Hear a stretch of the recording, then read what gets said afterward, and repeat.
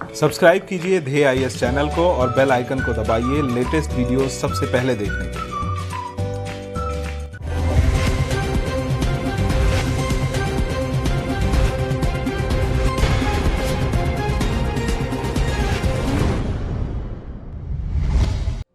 NDA सरकार ने अपने दूसरे कार्यकाल का तीसरा आम बजट पेश कर दिया है।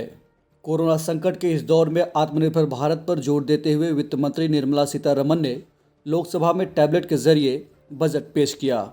इस तरह यह एक ऐसा बजट हुआ जो पेपरलेस बजट था। इस बजट में सरकार ने आकस्मिक निधि को 500 करोड़ रुपए से बढ़ाते हुए 30,000 करोड़ रुपए करने का प्रस्ताव किया है। बजट श्रृंखला के अपने दूसरे एपिसोड में हम आपको भारत सरकार के विभिन्न निधियों के बारे में बताएंगे और साथ ही समझेंगे इनसे जुड़े कुछ अन्य महत्वपूर्ण पहलुओं के बारे में भी। भारत के संविधान में केंद्र सरकार के लिए 3 प्रकार के निधियों की व्यवस्था की गई है। इनमें भारत की संचित निधि, भारत का लोक लेखा और भारत की आकस्मिक निधि शामिल है। जहां संचित निधि और लोक लेखा का जिक्र अनुच्छेद 266 में किया गया है, तो वहीं आकस्मिक निधि का जिक्र अनुच्छेद 267 में किया गया है। सरकार को प्राप्त सभी राजस्व बाजार से लिए गए ऋण और सरकार द्वारा दिए गए ऋणों पर प्राप्त रकम संचित निधि में जमा होते हैं। ये एक ऐसी निधि होती है जिसमें समस्त एकत्र कर अथवा राजस्व जमा, लिए गए ऋण जमा किए जाते हैं। ये भारत की सबसे बड़ी निधि होती है जो कि संसद के अधीन रखी गई है। कोई भी धन इसमें बिना संसद की पूर्व स्वीकृति के निकाला या जमा या भारित नहीं किया जा सकता। संसद के मंजूरी के बाद सरकार अपने सभी खर्चों का वहन इसी निधि से करती है। बता दें कि अनुच्छेद 266 में प्रत्येक राज्य की संचित निधि का भी वर्णन किया गया है।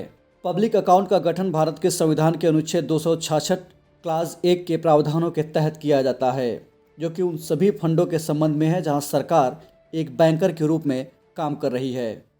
हालांकि सरकार का इस धन पर कोई अधिकार नहीं है, क्योंकि उसे जमाकर्ताओं को वापस करना होता है। इस निधि से होने वाले व्यय को संसद द्वारा अनुमोदित नहीं किया जाता। इस निधि के तहत ज़्यादातर प्रोविडेंट फंड का जमा, न्यायिक जुर्मानों के जरिए प्राप्त जमा और बैंकों के बचत खाते के जमा आदि शामिल होते हैं। संविधान के अनुच्छेद 267 के मुताबिक संसद को एक निधि स्थापित करने की शक्ति दी गई है। इसी अनुच्छेद से प्राप्त शक्ति के आधार पर संसद ने भारत की आकस्मिक निधि अधिनियम 1950 पारित किया था। इस कानून के मुताबिक संसद ने एक आकस्मिक निधि की व्यवस्था की, जिसे भारत की आकस्मिक निधि कहा जाता है। ये एक ऐसी निधि होती है जिसमें संसद द्वारा पारित कानूनों के जरिए समय समय पर धन जमा किया जाता है। ये निधि राष्ट्रपति के नियंत्रण में होती है और देश की आकस्मिक ज़रूरतों को पूरा करने के लिए राष्ट्रपति द्वारा इस निधि से सरकार को धन उपलब्ध कराया जाता है। आसान शब्दों में कहें तो इस निधि को इसलिए भी बनाया गया है ताकि कभी इमरजेंसी खर्च की ज़रूरत पड़े तो संसद की स्वीकृति के बिना भी पैसा निकाला जा सके और आपातकाल से निपटा जा सके। अभी तक इस निधि में 500 करोड़ रुपए रखे जाते थे, लेकिन इस बार के बजट के जरिए सरकार ने इसमें 30,000 करोड़ रुपए रखने का प्रस्ताव पेश किया है।